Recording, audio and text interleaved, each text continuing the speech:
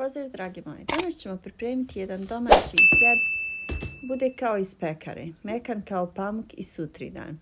Znači ovdje sam stavila 600 g brašna, stavit ću malo ulja i ovdje sam stavila jednu kocku sirovog kvasca da mi nadođe u 100 ml mlijeka. Stavit ću evo ovdje jednu kašiku meda i pripremila sam još 200 ml 100 ml mlijeka i 100 ml vode sam pomiješala toplo i sa tim ću sada zamijesim ovo moje tijesto. Vidite, ovdje sam pomiješala 100 ml mlijeka i 100 ml vode. Sa tim ću sada da zamijesim ovo tijesto. Količina tečnosti zavisi od vrste vašeg brašna, već sam to dosta puta ponovila. Ali evo za one koji su novi na kanalu, brašno je kod svakog različito. Znači dodat ćete količinu vode koju mislite da je potrebna. Evo u ovom slučaju na 300 ml tečnosti će biti potrebno na 600 g brašna.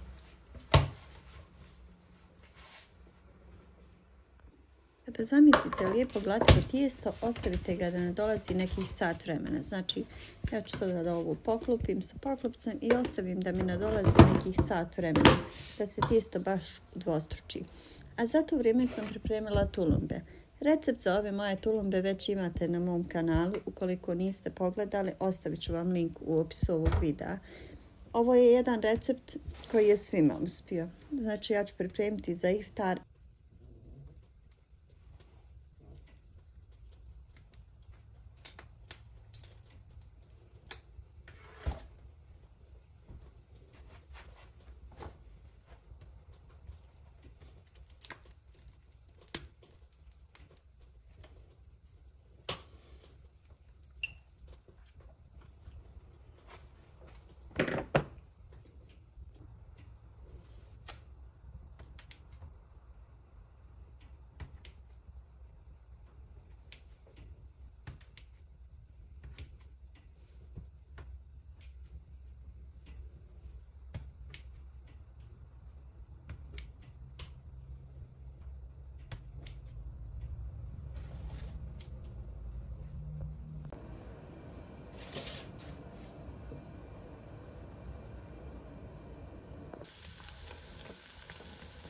Ovo je jedna od najdražih poslastica naša.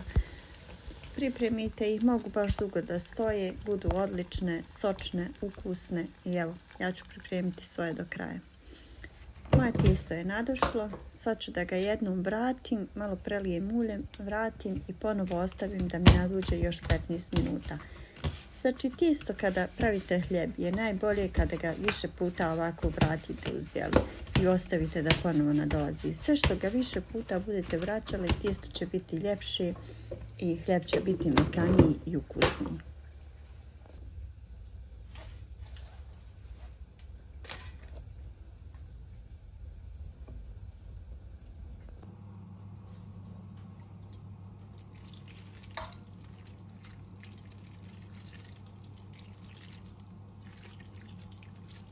Tulumbice su gotove, idu na hlađenje. Kao što sam rekla, ostavit ću vam link ako i vi niste vidjeli taj moj video.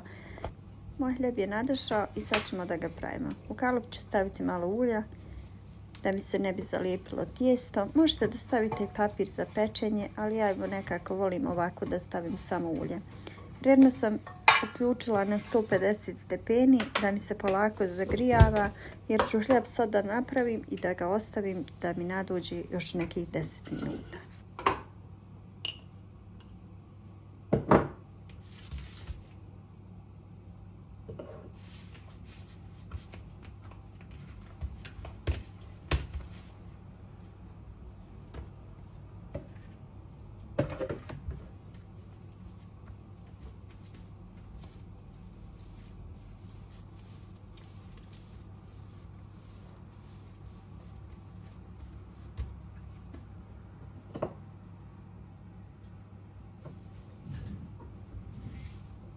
Pravite ovaj hljeb, razvijte ga oklagijom baš onako tanko da bude lijep.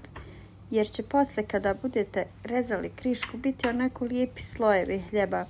Biće mekaniji, ukusniji i biće, ne znam, nekako bude ljepši kada ovako pravite hljeb, nego kada ga onako klasično premjesite i stavite u kalup da se peče.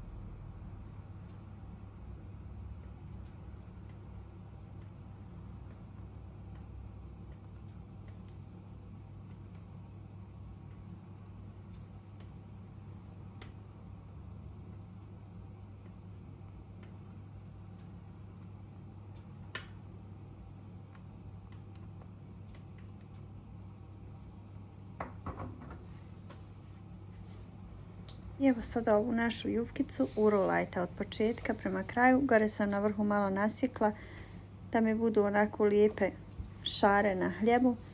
To možete raditi i posle.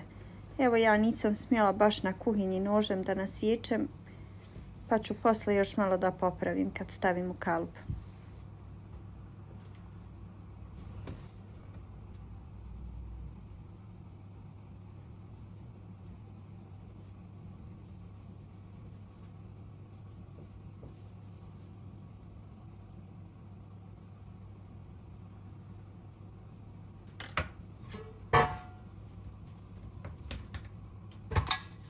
Prebacite ga u kalup i ostavite sada da nam naduđe neki 10 minuta, ne više, da malo naraste, jer će još dok se bude peklo narasti. I jedan mali savjet.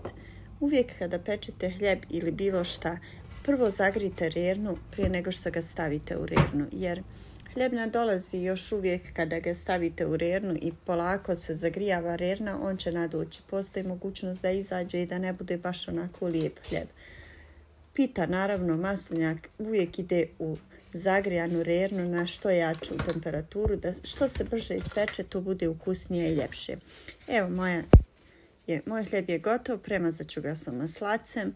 Pogledajte samo kako je lijep.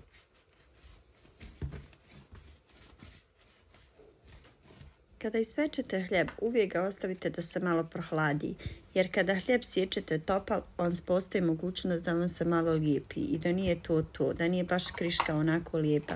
Znači uvijek ostavite hljeb da vam se malo ohladi prije nego što ga sječete. I moj hljeb ide na hlađenje do iftara.